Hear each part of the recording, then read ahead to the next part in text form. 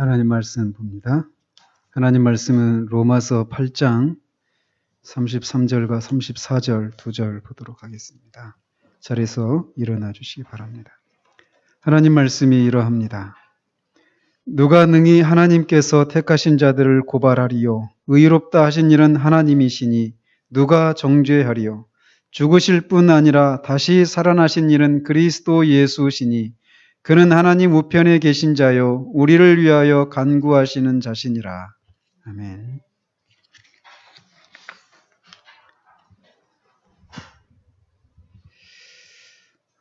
지난주에는 그리스도의 부활이 우리 칭의 영향을 미칠 수 있는 그 근거가 그가 보증인으로서 우리의 그 보증인이 되셨기 때문이다라고 말씀을 드렸습니다. 그러면서 그가 하나님 앞에 우리를 위한 그런 보증인의 그런 자격을 완전한 그런 보증인의 자격을 가지고 있는지 6가지 그런 자격을 우리가 간단하게 살펴보았고 그 결과 그는 완전한 그런 보증인의 자격을 갖추신 분이셨다라고 하는 것을 또 말씀드렸습니다. 그리고 보증인이 되신다라고 할 때 하나님과 우리 그리스도 사이에 맺으신 그 언약이 있는데 그 언약의 특징은 하나님께 우리가 공의의 빚을 져서 우리가 하나님 앞에 갚아야 되는데 일반적으로 상거래상에서는 채무자가 빚을 지면 채권자는 채무자한테 먼저 빚을 갚으라고 요구한단 말이죠. 그리고 또는 보증인한테 동시에 갚으라고 한다든지 아니면 채무자한테 갚으라고 한단 말이죠. 근데 이 그리스도와 하나님과 맺은 이 언약은 채무자인 우리한테는 그 공의에 진 그 빚을 갚으라고, 죄의 그 빚을 갚으라고 요구하시지 않는다라고 하는 것을 말씀을 드렸어요. 오직 보증인이신 그리스도에게만 우리가 하나님 앞에 갚아야 될 그 죄의 빚을 갚도록 하나님이 요구하신다라는 것입니다. 그리고 그 그리스도께서는 우리가 갚아야 될 그 죄의 빚을 모두 완벽하게 갚으셨다. 그래서 우리에게 하나님이 빚을 갚으라고 요구하지도 않지만 사실 우리에게 갚아야 될 그런 빚이라고 하는 것은 하나도 없다라고 하는 것을 우리가 말씀드렸습니다. 그렇기 때문에 이것을 믿는 사람들에게는 결코 정죄함이 있을 수가 없다라고 하는 것을 한 50분 정도에 걸쳐서 말씀을 드렸습니다. 근데 이번 주에 카페에도 올려놨지만 저는 50분 정도에 걸쳐서 이 내용을 막 얘기를 했는데 폴 워셔 목사님은 5분 정도의 그 설교에 이 내용을 다 그리고 더 풍성하게 더 실제적으로 이렇게 말씀을 전하는 것을 이렇게 보고 카페에 올려놨습니다. 제가 그 모습을 보면서 여러분들 혹시 그 인디아나 존스라고 하는 그 영화 보신 분 계십니까? 그 해리슨이죠? 네? 해리슨 포드, 그죠? 해리슨 포드가 막 그 악당들의 막 그 추격을 피해가지고 막 갱도로에 막 뭘 타고 막 해가지고 막 도망 나왔는데 딱 떨어졌는데 완전히 그 아랍 사람들, 중동 사람들이 막 완전히 널려 있는 그 한 가운데로 떨어져 버렸어요. 실컷 그 사람들의 쫓는 것을 피해가지고 막 그 우여곡절을 겪어가지고 피해 도망갔는데 결국은 그 대적들이 속을 한 복판에 떨어져 버린 거예요. 얼마나 허망할까요? 근데 그 대적들 중에 그 한 사람이 그 중동 사람들 그 쓰는 큰 칼 있잖아요. 그 반월도라고 하는 그 칼로 막 이제 막 칼춤을 추면서 위협을 하는 거예요. 죽이려고. 그 주변 사람들 막 웃고 있습니다. 왜? 그 해리슨 포드 일행은 3명인가 밖에 없고 거기 수백 명이 막 있는 거예요.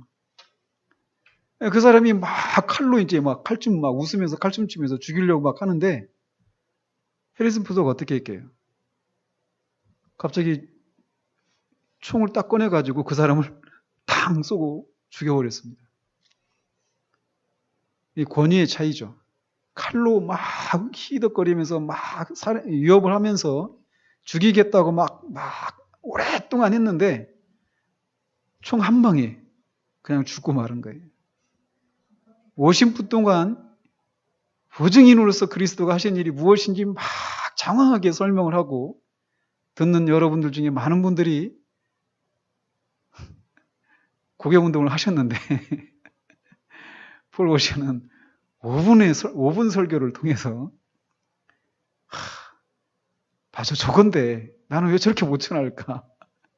이런 생각을 이렇게 만들게 하는 것을 이렇게 봤습니다. 그래서 카페에 올려놓는 거예요. 저를 통해서는 충분히 여러분들이 양식을 못 먹으니까 배고픈 분들은 그런 분들을 통해서 더 보충하시라고 올려놓는 거니까 꼭 보시기를 바랍니다. 자, 오늘은 그리스도의 부활이 우리의 칭의에 미치는 영향에 대해서 이제 살펴보도록 합니다. 그러면서 이제 토마스 그디는 그리스도의 부활이 우리의 칭의에 미치는 영향을 설명하기 위해서는 두 가지 것을 살펴보는 것을 통해서 가능하다라고 말을 합니다. 첫 번째는 그리스도께서 어떻게 하나님에 의해서 우리를 대표하는 공인으로 임명이 되셨는가. 그래서 그렇게 우리를 대표하는 공인이 되셔서 그가 이 땅에서 사시는 동안 하신 일 또는 그에게 이루어진 일을 통해서 우리를 대표하는 공인을 어떤 식으로 감당을 하셨는가, 이런 내용을 살펴보는 것을 통해서 그리스도의 부활이 우리의 칭의에 어떻게 영향을 미친가를 알 수 있다라고 말을 합니다. 그리고 두 번째는 이렇게 그리스도께서 우리를 대표하는 공인으로서 모든 일을 행하시고 부활을 하셨는데 그 사실이 어떻게 우리가 더 이상 하나님으로부터 정죄받지 않고 의롭다고 여겨지는 그런 일에 영향을 미치는가, 이것을 살펴보는 것을 통해서 이제 알 수 있다라는 거예요. 그래서 오늘은 이 두 가지 중에 첫 번째 내용을 살펴보도록 하고 다음 주에는 두 번째 내용을 살펴보도록 합니다. 즉 그리스도께서 어떻게 하나님에 의해서 우리의 대표자가 되셨는지, 그리고 이 땅에 사시는 동안 어떻게 우리의 대표자로서의 행동을 하셨는지, 그리고 부활을 통해서는 어떻게 우리의 대표자로서의 역할을 감당하셨는지를 살펴보겠다는 것입니다. 자, 그래서 그리스도께서 이 땅에서 그의 사시는 동안 하셨던 행동과 또 부활을 통해서 어떻게 우리의 역할을 감당하셨는가를 설명하기 위해서는 아담의 경우를 가지고 설명을 하는 것이 가장 적절하다라고 할 수 있습니다. 성경은 아담이 인류의 대표자로서 행동하고 살았던 사람이라고 말을 합니다. 그렇기 때문에 그가 어떤 것을 선택하고 행동하느냐, 이거는 행동하느냐에 따라서 생기는 어떤 결과는 단지 그 아담 자신에게만 영향을 미치는 것이 아니라 아담이 대표하고 있는 모든 그의 후손들에게도 영향을 미치게 된다라고 말하고 있다라는 것입니다. 그래서 아담에게 하나님께서 사전에 경고를 하셨잖아요. 네가 선악을 알게 하는 이 나무의 열매를 따먹으면 반드시 죽는다. 이 사망에 대한 경고를 하실 때도 그렇고, 또 그 경고를 무시하고 죄를 범했는데 그 죄에 대한 형벌을 내리셨는데 하나님께서 그것도 아담에게만 사망의 경고를 하시고, 사망에 대한 경고를 하시고 아담에게만 그 죄에 대한 형벌을 받게 하신 것이 아니라 그가 대표하는 모든 후손들에게도 해당이 된다라고 하는 것이 하나님이 아담에게 하나님이 세우신 그런 법의 내용이었다라는 것입니다. 그렇기 때문에 이런 점에서 아담은 우리 주 예수 그리스도에 대한 생생한 예표입니다. 그래서 사도 바울은 로마서 5장 14절에서 아담은 오실 자의 모형이라 라고 말을 했던 것이죠. 사도 바울은 이렇게 아담이 오실 자, 즉 예수 그리스도의 모형이다라고 하는 것을 설명하기 위해서 아담과 그리스도에게 여러 가지 명칭을 붙여서 사용하고 있습니다. 먼저 바울은 고린도전서 15장 40절에서 아담을 첫사람이라고 그렇게 부릅니다. 그리고 우리 주 예수 그리스도를 향해서는 둘째 사람이라고 이렇게 부릅니다. 아담을 첫사람이라고 부르는 것은 우리가 얼마든지 이해할 수 있죠. 왜냐하면 아담이 첫 번째 사람이니까. 그런데 아담 이후에 태어난 사람들이, 그래서 그리스도가 이 땅에 오시기 전까지 존재했었던 사람들은 수를 헤아릴 수 없이 많습니다. 그죠? 그런데 아담 다음에 태어난 사람을 둘째 사람이라고 말하지 않고 그리스도를 둘째 사람이라고 하는 것을 우리가 주의를 할 필요가 있습니다.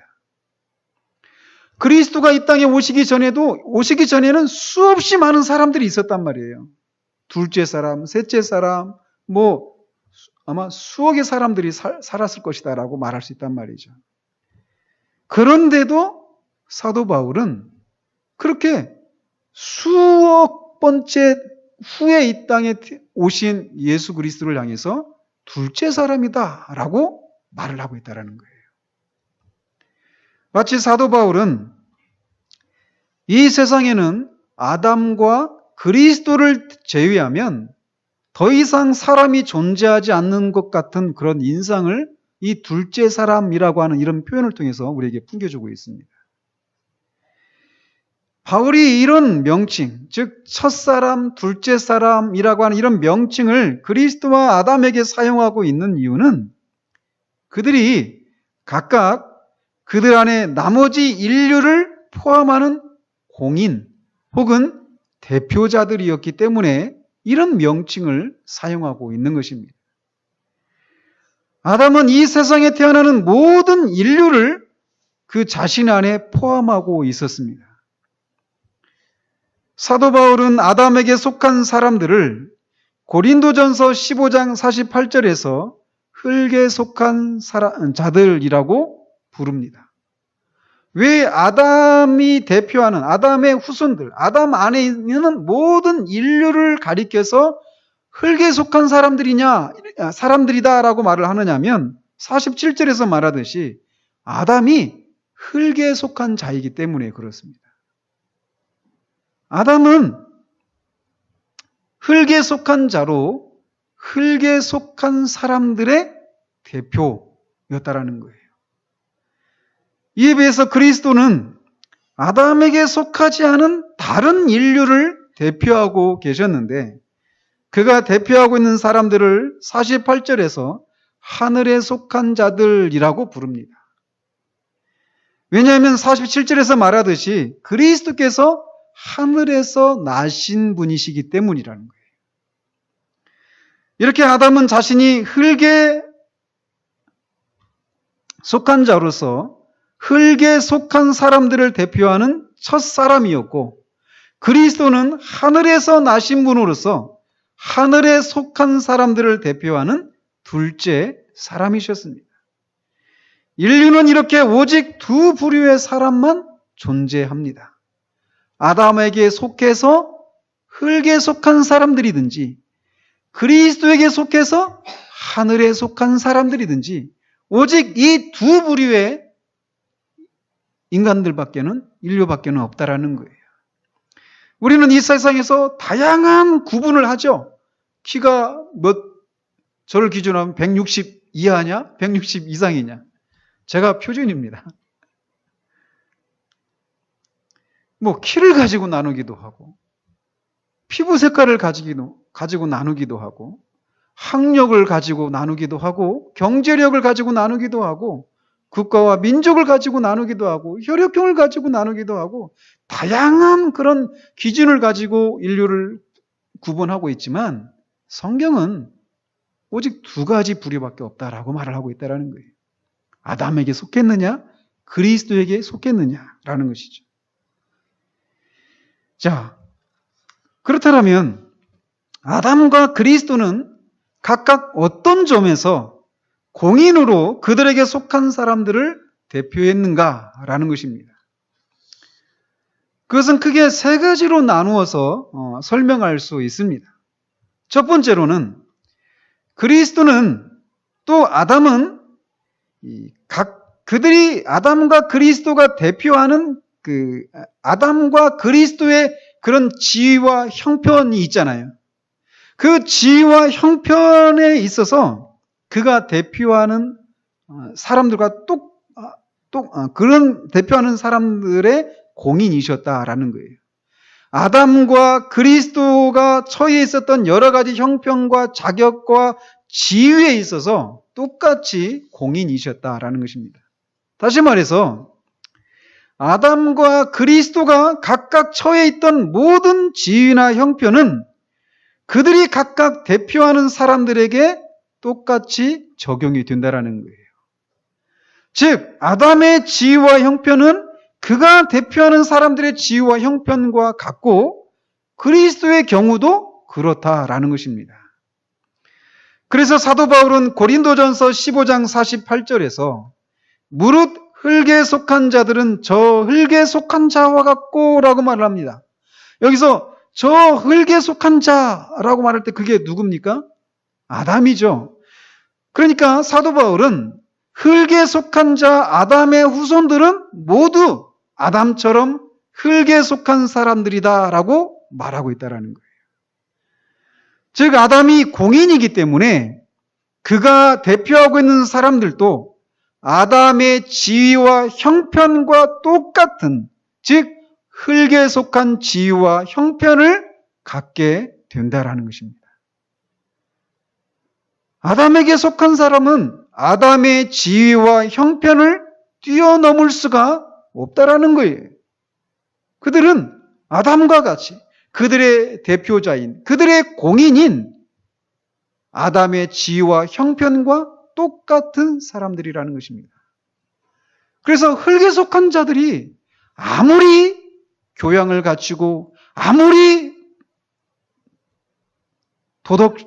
아주 도덕적인 그런 사람이라 하더라도, 그래서 이 세상에 있는 모든 사람들이 정말 저 사람이야말로 정말 성인이다라고 말하는 그런 사람이라 하더라도 그를 대표하는 사람이 아담인 한 그는 흙에 속한 자에 불과하다라는 것입니다. 이와 반대로 그리스도와 그의 후손에 관해서 말하기는 무릇 하늘에 속한 자들은 저 하늘에 속한 이와 같으니 라고 말을 합니다. 여기서 저 하늘에 속한 이는 그리스도를 가리키죠. 그런데 그가 대표하고 있는 사람들도 그리스도처럼 하늘에 속한 사람들이다라고 말하고 있다라는 거예요. 하늘에 속한 사람이냐? 땅에 속한 사람이냐? 얼마나 큰 대비입니까? 그리스도에게 속한 사람들은 흙이 아니라 하늘에 속한 사람들이라는 거예요. 그리스도에 속한 사람들이 아무리 이 세상에서 찌질이라고 부르는 사람들이라 하더라도, 아무리 못 배운 사람이고 이 세상에서 정말 미천하고 이 세상의 가장 끝자리에 있는 사람들이라 하더라도 그를 대표하고 있는 사람이 하늘에 속한 이인 그리스도인 한 그는 하늘에 속한 사람이다라고 성경이 말하고 있다는 거예요. 바울은 이렇게 아담과 그리스도에게 각각 다른 명칭을 사용해서 아담과 그리스도께서 공인으로서 각자가 대표하는 사람들의 지위와 형편을 그들에게도 해당되게 하시는 방식으로 공인의 역할을 감당하셨다는 거예요. 이게 그들이 아담과 그리스도가 각각 대표하는 그 사람들을 공인으로서 공인의 역할을 그런 식으로 감당을 했다는 것입니다. 두 번째로 아담과 그리스도는 각자가 이 땅에 있을 동안에 그들이 행한 모든 행위를 통해서 그리고 그들에게 이루어진 일, 그들에게 일어난 일을 통해서 우리를 대표하는 공인의 역할을 감당하셨습니다. 그러니까 아담이나 또 그리스도가 한 일이 우리 그 각각을 대표하는 사람들이 한 일인 것처럼 되게 하는 방식으로 공인의 역할을 했고, 아담이나 그리스도에게 일어난 일들, 그 일들이 그들이 대표하는 사람들에게 일어난 일이 되게 하는 방식으로 공인의 역할을 감당하셨다라는 거예요. 그래서 먼저 아담이 이 땅에 있는 동안 그가 어떤 행동을 했고 그 행동의 결과 그에게 어떤 일이 이루어졌는가를 살펴보면 아담이 대표하는 그 후손들, 그 흙에 속한 사람들의 지위와 형편과 그들의 처지를 우리가 알 수 있는 것이죠. 우리가 알다시피 아담은 그래서 이 내용을 잘 설명하고 있는 구절이 있다면 로마서 5장 12절이에요. 거기 보면 그러므로 한 사람으로 말미암아 죄가 세상에 들어오고 죄로 말미암아 사망이 들어왔나니 이와 같이 모든 사람이 죄를 지었으므로 사망이 모든 사람에게 이르렀느니라 라고 말을 합니다. 우리가 알다시피 아담은 하나님이 금하신 나무의 열매를 따먹고 죄를 범했습니다. 그러나 아담은 단순히 그 선악을 알게 하는 나무의 열매를 따먹었을 때 개인의 자격으로 그 나무 열매를 따먹은 것이 아니라, 그리고 그렇게 죄를 지은 것이 아니라 그가 대표하는 사람들의 공인으로서 죄를 범했다라는 것이.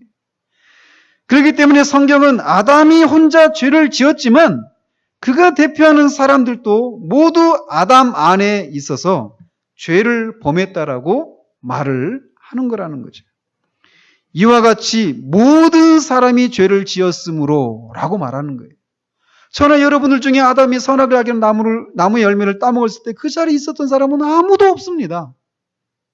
그런데도 아담이 그 열매를 따먹었을 때 우리 모두가 그 아담 안에 있었기 때문에, 아담이 우리를 대표하는 공인으로서 그 열매를 따먹고 죄를 범했기 때문에 저나 여러분이 모두 그 죄를 범했다라고 말을 한다라는 것입니다.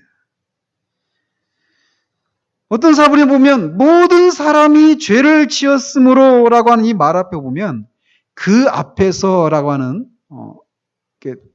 용어가 있는 사본도 있습니다. 그래서 그것을 감안해서 이렇게 해석을 해보면 이와 같이 그 안에서, 즉 아담 안에서 모든 사람이 죄를 지었으므로 라고 말할 수 있다는 거죠. 즉 공인인 아담 안에서 모든 사람이 죄를 지었다라는 거예요. 모든 사람들이 아담 안에 포함되어 있었기 때문에 아담이 죄를 지을 때 그들도 모두 죄를 지은 것이라는 것입니다. 그렇기 때문에 직접적으로 죄를 짓지 않았음에도 불구하고 우리는 태어나면서부터 아담이 지은 그 죄를 범한 죄인으로 태어나게 되는 거라는 것이죠. 뿐만 아니라 아담이 그렇게 죄를 지은 결과로 그는 하나님으로부터 저주와 형벌을 받게 되었습니다. 그런데 그가 대표했던 사람들도 그에게 해당되었던 저주와 형벌을 받게 되었다라는 것이에요. 그것을 사도 바울은 방금 인용한 로마서 5장 12절에서 한 사람의 죄로 사망이 들어왔나니 이와 같이 사망이 모든 사람에게 이르렀느니라 라고 말을 합니다. 또 그 5장 18절에서도 한 범죄로 많은 사람이 정죄에 이른 것 같이 라고 말을 합니다. 근데 창세기 2장 17절을 보면 하나님께서 아담에게 사망에 대해서 경고를 하실 때 오직 아담 한 사람에게만 경고를 하십니다. 선악을 알게 하는 나무의 열매는 먹지 말라. 너희가 먹는 날에는 이렇게 말하지 않고 네가 먹는 날에는 반드시 죽으리라 이렇게 말씀을 하고 계셔요. 마찬가지로 창세기 3장 19절에서도 보면 하나님께서는 죄에 대한 결과로 오직 아담 한 사람에게만 사망 선고를 내리고 있는 것을 봅니다. 그때는 누구도 있었습니까? 하와도 있었단 말이에요. 너희들이 라고 말하지 않아요. 오직 아담에게만 3장 19절에서 이렇게 말을 하는데 뭐라고 말씀하시냐면 너는 흙이니 흙으로 돌아갈 것이니라 이렇게 겉으로 보면 오직 아담 한 사람에게만 사망에 대해서 경고를 하고 너는 흙이니 흙으로 돌아가라, 이 사망 선고를 하고 계시는데 성경은 아담에게만 이것이 해당된다라고 말하지 않는다라는 거예요. 아담이 이렇게 사망에 대한 경고를 받고 사망 선고를 받을 때 우리 모두도 거기에 해당이 된다라고 말하고 있다라는 거예요. 그래서 로마서 5장 12절에서 사망이 아담에게 이르렀느니라 이렇게 말하지 않고 사망이 모든 사람에게 이르렀느니라 라고 말하고 있다라는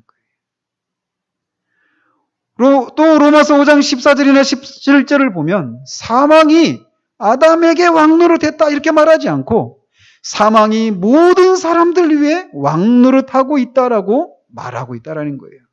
왜냐하면 아담은 이 모든 일에서 우리를 대표하는 공인이었고 우리를 대신해서 행하고 있었기 때문이었다라는 것입니다. 따라서 아담에게 일어났던 그 모든 일은 오늘날 우리에게도 정확하게 적용이 된다라는 거예요. 그래서 히브리서 9장 27절에서 한 번 죽는 것은 사람에게 정하신 것이요 라고 말을 합니다. 이 법이 언제 제정이 되었다는 거예요? 그러니까 아담이 죄를 범하고 그 아담에게 하나님께서 창세기 3장 19절에서 너는 흙이니 흙으로 돌아갈 것이니라 라고 선포할 때 제정이 되었다라는 거예요. 그러니까 전 개인적으로 너는 흙이니 흙으로 돌아갈 것이니라 라고 한 이 말씀을 막 읽었을 때 한없이 절망이 되었습니다. 이게 아담에게만 해당되는 일이 아니라 나한테도 해당이 되는 일이기 때문에 그래요. 왜? 아담이 저의 대표자였기 때문에 그렇다라는 것이죠. 이런 식으로 아담은 그가 행한 일을 통해서 또 그에게 일어난 일을 통해서 그를 대표하는 사람들의 공인의 역할을 감당을 했습니다. 그런 것처럼 이렇게 아담이 행한 모든 일이 아담에게 속한 모든 사람들이 아담 안에서 직접 행한 것으로 인정이 되고 아담이 그 죄로 인해서 마땅히 받아야 했던 모든 정죄와 사망도 그들 모두에게 임했던 것처럼 그리스도께서 행하신 모든 일은 그리스도에게 속한 모든 사람들이 그리스도 안에서 직접 행한 것으로 인정이 되고 그리스도께서 죽기까지 순종하심으로 인해서 마땅히 받아야 하는 모든 좋은 것들, 이런 것들을 그들에게 임하게 했다라는 거예요. 완벽한 대조죠. 그리스도는 지난주에 말씀드린 대로 우리의 보증인으로서 모든 자격 조건을 완벽하게 갖추신 분이십니다. 그런 것처럼 이 보증인의 자격 조건이나 공인의 자격 조건이나 똑같아요. 그런 완벽한 공인의 자격을 갖추셨습니다. 따라서 그리스도께서 우리를 위해서 행하신 모든 일은 우리의 것으로 간주되고 우리가 직접 행한 것으로 간주가 된다는 거예요. 이거를 적극적인 순종이다라고 말할 수 있겠죠. 즉 그는 이 땅에 사시면서 하나님의 율법을 완전히 지키셨습니다. 그리고 그 결과, 순종의 결과 그는 생명을 얻으셨어요. 그런데 우리는 율법을 지키지도 않았는데, 그래서 율법을 지킨 생명을 얻을 수도 없는데 우리를 대표했던 그리스도가 율법을 지키고 생명을 얻으신 것이 우리가 율법을 지키고 생명을 얻은 것으로 여겨주신다라는 거예요. 따라 그뿐만이 아닙니다. 우리의 칭의와 구원을 위해서 그리스도에게 이루어진 일, 방금 전에 그리스도가 행하신 일이 우리가 행하신 일로 여겨주신다, 이렇게 말씀드렸다라면 우리의 칭의와 구원을 위해서 그리스도에게 이루어진 일들, 그 모든 일들 역시도 우리에게 이루어진 일들로 여겨지게 된다라는 것입니다. 즉 그리스도께서 죽으셨을 때 그는 우리를 대표하는 공인으로 죽으셨던 것이고 하나님께서는 우리 역시 그때 죽은 것으로 간주하신다는 거예요. 그러므로 사도 바울은 로마서 6장 10절에서 그가 죽으심은 죄에 대하여 단번에 죽으심이요 그가 살아계심은 하나님께 대하여 살아계심이니 라고 먼저 그리스도에게 이루어진 일들을 이렇게 말하고 나서 11절에서는 이렇게 말을 하고 있어요. 이와 같이 너희도 너희 자신을 죄에 대하여는 죽은 자요 그리스도 예수 안에서 하나님께 대하여는 살아있는 자로 여길지어다. 그리스도에게 이루어진 일들이 우리에게도 이루어진 일이다라고 하는 거예요. 그리스도 안에 있는 우리들에게도 이루어진 일이다라고 여기라고 사도가 말하고 있다는 것입니다.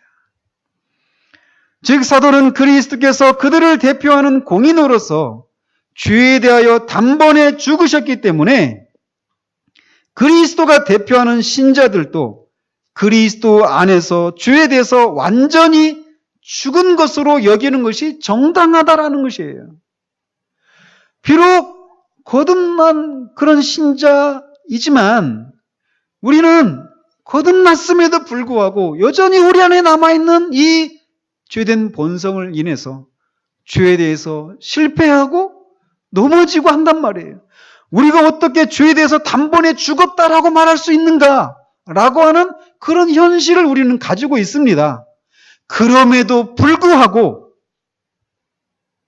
그들을 대표하는 그리스도가 죄에 대해서 단번에 죽으셨다라고 하는 이 사실을 생각함으로써 그리고 그리스도가 죽으실 때 자신들도 죽었다라고 하는 이 사실을 생각함으로써 그들의 부족한 모든 것을 믿음으로 채울 수 있다라고 말하고 있다는 것입니다. 그렇게 함으로써 자기 자신을 죄에 대하여 완전히 죽은 자로 간주할 수 있다는 거예요. 여전히 우리 안에 그런 죄에 대해서 실패하고 죄에 넘어지고 있는 그 현실이 있는데도 불구하고 아니다. 이런 현실에도 불구하고 나를 대표했던 그리스도가 나의 머리이셨던 그리스도가 죄에 대해서 단번에 죽으셨던 것처럼 나도 그와 함께 죽었다라는 것이에요. 죽을 것이다가 아니라 죽었다라는 것입니다. 이것이 가능한 것은 그리스도께서 죽으실 때 자신도 죽었다라고 하는 사실을 전제할 때만 가능한 것입니다. 따라서 비록 우리 자신을 볼 때는 아직까지 죄에 대해서 완전히 죽은 것도 아니고 또 하나님께 대해서 완전히 살아있는 것도 아닌 그래서 마땅히 되어야 할 그런 우리들의 모습이 아님에도 불구하고 그리스도께서 죽으실 때 우리도 그 안에서 함께 죽었고 그리스도께서 살아나실 때 우리도 그 안에서 함께 살아났기 때문에 사도는 11절에서 이렇게 말을 하는 거예요. 이와 같이 너희도 너희 자신을 죄에 대하여는 죽은 자요 그리스도 예수 안에서 하나님을 대하여는 살아있는 자로 여길지어다. 즉 그리스도께서 죄에 대하여 단번에 죽으셨다가 지금은 하나님께 대하여 살아계시다는 점에서 그리고 우리들이 그리스도 안에 포함되어 있다라고 하는 점에서 그렇게 여기라는 것입니다. 저 언젠가 그리스도인의 생활 시리즈를 말하면서 말씀을 드렸잖아요. 이 책을 제가 옮길 때 이 책 안에 이 종이를 끼워서 책을 옮긴단 말이에요. 그때 이 책을 옮기면 이 책 안에 끼어있는 종이도 이 책과 함께 옮겨진단 말이죠. 그런 것처럼 이 종이에는 여전히 낙서가 되어 있고 아름다운 그림이 아니라 정말 볼 수 없는 눈에 도저히 보아줄 수 없는 그런 그림이 그려져 있음에도 불구하고 이 책과 같은 그런 처지가 되었다라는 것입니다. 이거를 우리가 믿음으로 적용하는 것이 이 땅에서 우리가 죄를 이기고 살아갈 수 있는 근거가 되는 것이에요. 우리의 양심은 송사를 합니다. 사단은 우리를 참소합니다. 지금 방금 아이들한테 화를 내고 짜증내고 감사도 없고 원망이 있고 불평하고 죄를 쫓아가고 그런 일이 있어요. 그런데 그런 네가 어떻게 뻔뻔하게 죄에 대해서 단번에 죽었다, 하나님께 대해서 살았다라고 말할 수 있느냐? 라고 묻는다라면 이거를 말씀을 드려야 된다는 거예요. 예, 맞아요. 나는 비록 죄에 대해서 완전히 죽은 것 같지도 않고 하나님께 대해서 살아있는 것 같지도 않고 마땅히 되어야 될 그런 나도 아니지만 나의 대표이신 그리스도가 죄에 대해서 단번에 죽었습니다. 나의 대표이신 그리스도가 하나님께 대해서 살아나셨습니다. 그가 죽고 살아날 때 나도 그 안에 있었습니다. 그렇기 때문에 그에게 일어난 일들이 나에게도 일어난 것입니다라고 말할 수 있어야 한다라는 거예요. 이게 바로 믿음을 적용하는 것이에요. 사도 바울이 신자들에게 이렇게 죄에 대해서는 죽었고 하나님을 대해서는 살아있는 자로 여기라고 하는 이유는 두 가지입니다. 하나는 방금 말씀드린 것처럼 거듭났음에도 불구하고 여전히 자신 안에 남아있는 죄로 인해서 때로는 실패하고 그로 인해서 낙심하는 신자들을 위로하고 용기를 북돋워주기 위함입니다. 포르쉐도 지적을 하는 것처럼 이렇게 말하면 사람들이 담대하게 죄를 짓지 않겠습니까? 그러나 그렇지가 않다라는 거예요. 즉 우리로 하여금 그리스도의 죽으심 안에서 죄에 대하여 완전히 죽은 사람으로 우리 자신을 여기게 해서 믿음으로 위로를 얻게 하고 그리스도의 그 죽으심 덕분에 장차 죄에 대해서 실제적으로 완전히 죽게 될 것임을 확신하도록 하기 위해서 이렇게 권고하고 있다는 거예요. 또 사도 바울이 이것을 권고하는 두 번째 이유는 이것을 생각하는 것이야말로 신자들이 성화를 이루는 데 있어서 가장 강력한 근거와 동기가 되기 때문입니다. 우리가 성화를 이룬다라고 할 때 이것은 두 가지로 나타나죠. 하나는 죄를 죽이는 것, 하나는 적극적으로 의를 행하는 것입니다. 그런데 만약 우리가 죄에 대해서 죽고 의에 대해서 살아있다라고 하는 이 근거가 약하다면 우리는 성화를 이루어 나갈 수가 없을 것이에요. 끊임없이 계속해서 뒤를 돌아보면서 내가 과연 구원을 받았는가에만 집중하게 된다는 것이죠. 그런데 사도는 신자들의 머리이신 그리스도께서 공인으로서 이루신 일들이 신자들에게 해당된다라고 하는 것을 신자들이 생각을 하라는 것입니다.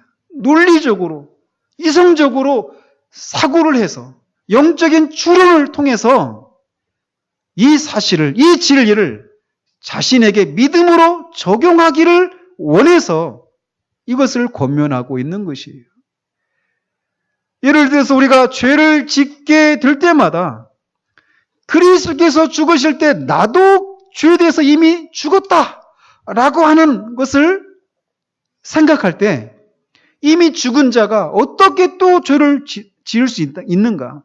죽은 자가 어떤 행동을 할 수 있습니까? 할 수 없단 말입니다. 그러니까 죄에 대해서 죽은 자가, 죄와 아무런 상관이 없는 자가 죄를 짓는 것은 이건 모순이다라는 거예요. 그거를 죄를 지으려고 할 때마다 이 사실을 믿음으로 적용하는 것을 통해서 죄를 짓지 않을 수 있도록 하기 위해서 이것을 권고하고 있다는 것입니다. 그래서 사도는 죄에 대하여 죽은 우리가 어찌 그 가운데 더 살리요? 그렇게 살 수가 없다는 것입니다. 또 7절에서는 이는 죽은 자가 죄에서 벗어나 의롭다 하심을 얻었음이니라 라고 말을 하고 있어요. 또 로마서 6장 6절에 보면 우리가 알거니와 우리의 옛사람이 예수와 함께 십자가에 못 박힌 것은 죄의 몸이 죽어 다시는 우리가 죄에게 종노릇 하지 아니하려 함이니라고 말을 합니다. 다시 말하자면 그리스도께서 십자가에 못 박혀 죽으실 때 우리 옛사람도 함께 죽었는데 그 이유가 무엇이냐? 장차 우리의 죄의 몸이 죽어서, 완전히 죽어서 더 이상 죄에게 종노릇 하지 않도록 하기 위함이다 라고 말을 합니다. 이와 비슷한 것이 히브리서 10장 14절이에요. 거기 보면 저가 한 제물로 거룩하게 된 자들을 영원히 온전케 하셨느니라 라고 말합니다. 여기서 말하는 저가가 누굽니까? 예수 그리스도를 가리키죠. 근데 저가 한 제물로 거룩하게 된 자들을 영원히 온전케 하셨느니라. 이 일이 일어났습니까? 영원히 우리가 온전케 되었습니까? 실제로는 안 된 것처럼 보이잖아요. 그런데 영원히 온전케 되었다라는 거예요. 왜? 그리스도가 영원히 온전케 되었으니까. 그래서 이것이 우리에게도 그대로 해당이 된다라는 것입니다. 그러니까 죄에게 전적으로 굴복해서는 안 된다라고 말하고 있는 것이에요. 그리스도는 이렇게 그가 행하신 일을 통해서 그리고 그에게 이루어진 일들을 통해서 그를 대표하는 사람들의 공인의 역할을 감당을 하셨습니다. 마지막으로 그리스도는 그의 부활을 통해서도 공인의 역할을 감당하셨습니다. 고린도전서 15장 20절에서 사도 바울은 이렇게 말을 합니다. 그리스도께서 죽은 자 가운데서 다시 살아나사 잠자는 자들의 첫 열매가 되셨다라고 말을 합니다. 즉 그리스도가 그를 믿고 먼저 죽은 자들의 첫 열매가 되었다라는 것이에요. 여기서 사도 바울이 첫 열매다라고 하는 말을 이렇게 사용하고 있는데 이 용어는 구약의 레위기 23장 10절에서 14절까지에서 보면 첫 이삭을 바치는 절기에 관한 그런 규례가 나옵니다. 거기에서 첫 이삭이라고 하는 그런 이 용어가 이렇게 첫 열매라고 하는 용어가 나오는데 그 절기가 어떤 절기냐면 농부가 이제 추수를 하면 이 추수한 이 곡식들이 거룩하지 않고 부정한 것으로 여겨졌습니다. 그런데 이 추수할 곡식단 중에서 그 추수할 곡식단 중에 대표로 한 곡식단을 가지고 안식일 이튿날에 제사장이 하나님 앞에서 그 곡식단을 가지고 흔드는 거예요. 그리고 그 흔들어서 하나님 앞에 이렇게 바칩니다. 그러면 그렇게 되면 어떻게 되느냐? 그 곡식단이 하나님께 거룩하게 여겨지고 하나님이 기뻐 받으시게 되는 거예요. 그러면은 그 곡식단 하나만 하나님이 거룩하게 여기시고 받으시는 것이 아니라 그가 대표했던 나머지 밭에 있는 이 곡식들도 거룩하게 되고 하나님이 기뻐 받으시게 되는 것이라는 거예요. 이거를 사도 바울이 로마서 11장 16절에서 이렇게 말을 합니다. 제사하는 처음 익은 곡식가루가 거룩한 즉 떡덩이도 그러하고 뿌리가 거룩한 즉 가지도 그러하니라. 이 레위기 23장에 나오는 이 첫 이삭을 바치는 절기를 이렇게 해석을 하고 있단 말이에요. 즉 첫 열매를 하나님이 받으시면 나중에 거둘 열매들도 하나님이 기쁘시게 받으시게 된다는 것입니다. 아직 들판에 남아있는 곡식들은 실제로 하나님이 받으신 것이 아니에요. 그렇지만 첫 열매를 하나님이 받으셨기 때문에 들판에 있는 곡식들도 거룩해지고 반드시 기뻐 받으신다는 것이죠. 마찬가지로 우리 모두가 죽어 있었을 때 그리스도께서는 첫 열매로서 죽은 자들 가운데서 부활하셨다라는 거예요. 부활하시되 신자들의 대표로 부활을 하셨다라는 것입니다. 따라서 장차 그리스도가 대표하는 모든 신자들도 그리스도와 함께 그리스도 안에서 반드시 부활을 할 것이라는 것이죠. 물론 지금 세상을 떠나서 주님과 함께 안식을 취하고 있는 그 성도들의 몸이 실제로 부활한 것은 아니에요. 그리고 현재 우리가 이 땅에 살면서 우리의 몸이 아직까지 실제로 죽지 않은 것처럼 지금 이 세상을 떠나 있는 성도들의 몸 역시 아직까지는 실제로 부활을 하지 않았습니다. 그렇지만 그들은 그들의 첫 열매이신 그리스도 안에서 이미 부활했기 때문에 사도 바울은 고린도전서 15장 20절에서 그리스도를 첫 열매라라고 부르면서 그 첫 열매이신 그리스도가 대표하는 그 사람들을 가리켜서 잠자는 자들이라고 말을 하는 것이죠. 지금 이 세상을 떠나 있는 성도들은 잠자는 자들이라는 거예요. 왜 그렇습니까? 잠잔다니까 깨어난다라는 것이죠. 그죠? 왜 이런 말을 쓸 수 있느냐면, 그들의 머리이신 그리스도 안에서 지금도 살아있고 장차 부활할 것이며, 그리스도 안에서 이미 부활한 사람이나 다름없기 때문이라는 것입니다. 이것은 마치 지금 우리가 개인적으로는 지금 살아서 움직이고 있지만 성경은 우리를 죽은 자라고 말을 하잖아요. 왜냐? 우리를 대표하던 공인이었던 아담이 하나님으로부터 사형 선고를 받음으로써 우리도 반드시 죽어야만 하는 상태에 놓여져 있기 때문에 하나님 앞에서는 아담 안에서 이미 죽은 자로 간주되어지는 그런 이치와 똑같은 것입니다. 그래서 사도 바울은 고린도전서 15장 22절에서 아담 안에서 모든 사람이 죽은 것 같이 그리스도 안에서 모든 사람이 삶을 얻으리라 라고 말을 하는 것입니다. 아담이 죽은 자들의 첫 열매였듯이 그리스도는 부활할 사람들의 첫 열매라는 것입니다. 여러분들을 대표하는 머리는 누구십니까? 아담입니까? 그리스도이십니까?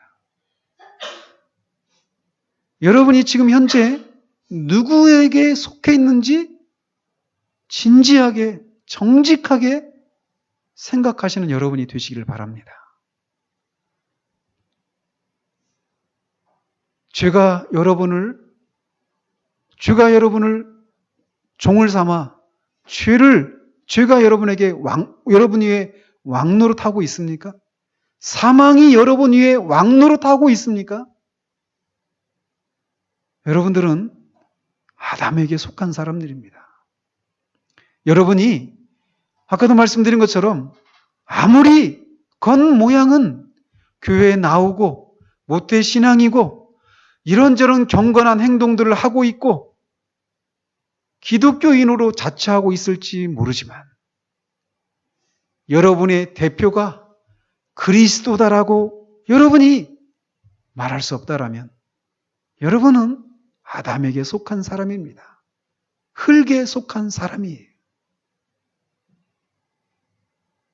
아무리 여러분이 도덕적인 사람이라 할지라도 여러분이 그리스도에게 속한 사람이 아니라면 여러분은 아담에게 속한 사람이고 흙에 속한 사람에 불과합니다. 그러나 여러분이 그리스도가 정말 여러분의 대표로 여러분의 공인으로서 죽으시고 다시 살아나셨다라고 하는 것을 여러분이 믿고 있다라면 여러분이 이 세상 가운데서 아무리 비천한 처지 가운데 있는 사람이라 할지라도 여러분은 그리스도에게 속한 사람들이고 하늘에 속한 사람들입니다. 아무리 여러분들이 죄에 대해서 넘어지고 실패하는 일을 하고 있다 하더라도 이 진리가 정말 진리라고 여러분이 믿고 있다라면 여러분이 죄에 넘어지고 실패할 때마다 양심이 여러분을 송사할 때 맞다.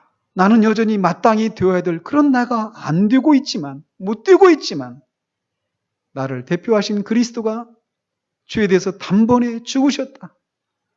그래서 나는 비록 여전히 죄가 나에게 영향을 끼치고 있는 이 현실을 가지고 있지만 나는 죄와 상관이 없는 사람이다라고 담대하게 말할 수 있는 사람이 되시기를 바랍니다. 우리의 처지가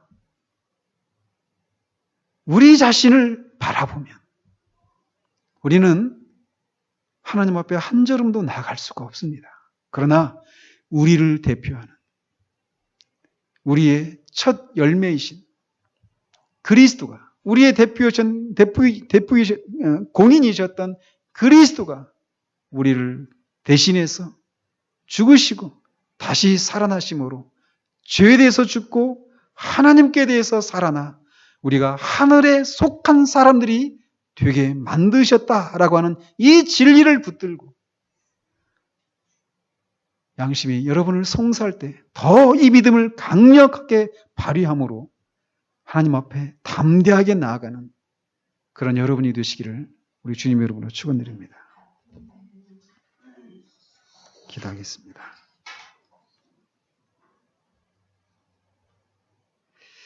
하나님 아버지,